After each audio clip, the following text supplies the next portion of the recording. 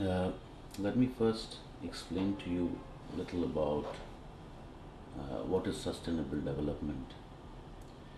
Now, sustainability emerges from the core values of a corporation or a company, and the principles that successive generation of leaders will follow that core value of the company. Uh, the you know fact that the community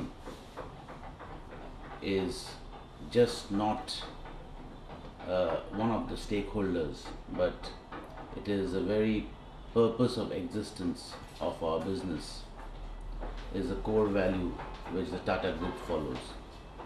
That means we say that whatever we take from the community must go back few times over, or multiplied by few times back to the community. This is our cornerstone. This is the fundamental core value of the group, uh, which has been established 150 years back, and all the leaders who have led the several group companies have stuck to it and followed it to the core. And the group, it's one of the unique groups in the world where 66% of the shareholding is with charitable trusts. Okay, so whatever we do, 66% goes back to for developing, creating wealth for the community, creating institutions like hospitals, like education institutions, scholarship programs. So it goes back to the community. So for us, making profit, while it is important, but it's not the whole and sole goal and objective for the group companies, because whatever profit we make, at the end of the day, 66% would anyway go back to charity and sustainable development. That's one part, and that's why the group is very uniquely positioned, and I don't think any other group in the world has a structure like this, which by its structure itself, it provides a platform for sustainable development. Now, this thinking has been there for, as I told you, last 150 years, and this is what we try to follow in every place where we try to do business. Some of our sustainable development practices are international benchmarks, and the Tata Group is known more not for its profits or for its size. Internationally, it is known more for its sustainable practices or corporate social responsibilities. For example, you may not know that one of the, in terms of industrial relationship or labor welfare, we are pioneers of certain best practices which became laws or was standards adopted everybody else in the world. And hence, in Tata Steel, we did not have an industrial dispute or any strike for now 82 years, which is a world record. Now, why has this happened? Because we take care of the employees. We take care of the employees much before others would have even thought about it. We were the first company in the world to introduce 8-hour working shift.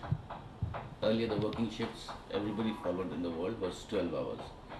We changed it into 8 hours, and that too way back in 1912, where these things were not even heard of. And then it was ILO adopted this and made it as a universal standard later. We started maternity leave in 1928, and that too in a country like India, where very few women used to even work. Okay, and hence these are the practices we put for our employee relationship, and hence our employees, the employee loyalty and the employee satisfaction is so high. We even have employees who are fourth generation employees, which means their fathers used to work, or their grandfathers used to work, and their great grandfather used to work. We have employees. We have many second generation employees, quite a few third generation employees, but we also have fourth generation employees. Okay. Now, and why these things? Why people would like to work? It's not that it's not about salary. It's not about salary. It's about the entire environment to work, the work practices, the work ethics. For example, we give complete medical benefits to all our employees, and not only the employees but their families also. And our work practices are very, very favorable for hygiene and safety, and we take a lot of care about safety, because for example, a steel plant, if you don't follow the safety practices, if you don't invest in the safety equipments, you may have accidents. So we do all these things, and that's how the employees, they work for 4 generations. So that was the employee relationship part. The other aspect which we do is we for example, we have the Tata city, where it's again a unique city in the world, and it is one of the 6 model cities for corporate social responsibility under the UN Global Compact program. This is a city of 1 million people, or 1.2 million people, and the entire city is maintained by us.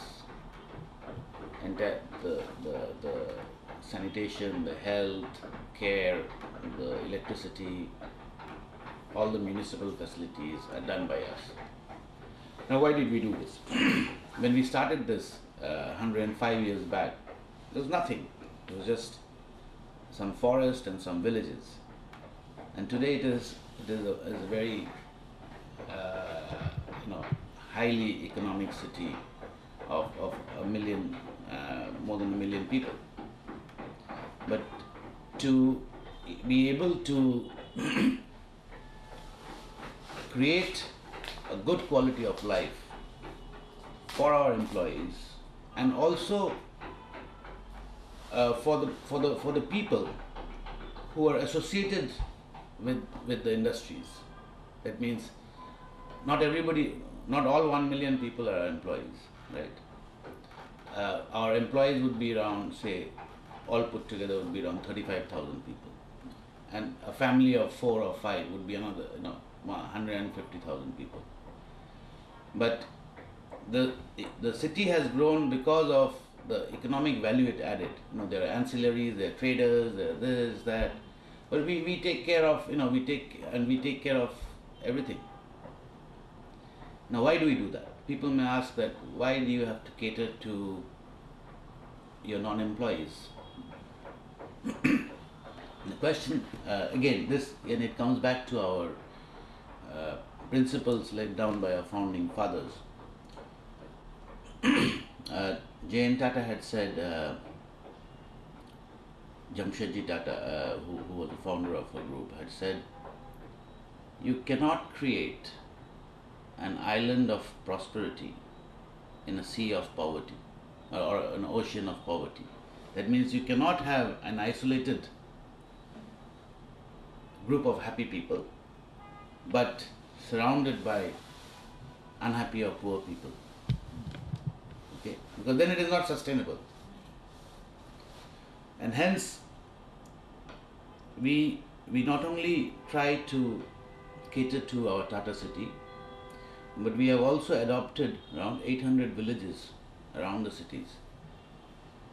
to provide them some basic education, basic health care, uh, uh, postnatal care, then intervention. Then we also teach them how to improve their skill so that they can uh, earn more by doing handicrafts, or water harvesting, or better agricultural practices. We adopted 800 villages around the city where we try to help them out.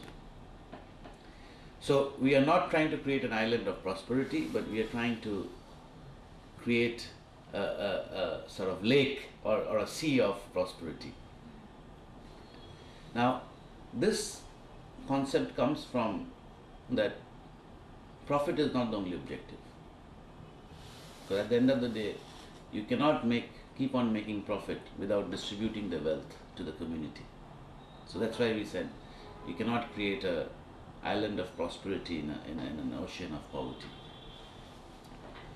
The other thing which the group does, and that's on a national level, is that we create institutions, and these institutions are excellent institutions, sometimes in higher education. Like we had created the Indian Institute of Science, which is still today the most premier scientific research institution of India. We had created the Tata Institute of Fundamental Research, which was a seat of nuclear research in India. We have created the Tata Memorial Hospital, two of them. This is a specialty cancer hospital, caters to thousands and thousands of patients in South Asia. And we have great scholarship programs for poor people. And this is for the last 100 years, more than 100 years. And some of the students who availed, who came from a very poor economic background, and availed the scholarships or the chairs which we build for the universities. One was Professor Abdul Kalam, who was also the ex-president of India, and he was a Tata scholar. Then Clement Attlee, the Prime Minister of UK, also a beneficiary of the Tata chair. So, and these are all like many years back, and these are the things which we do, where we try to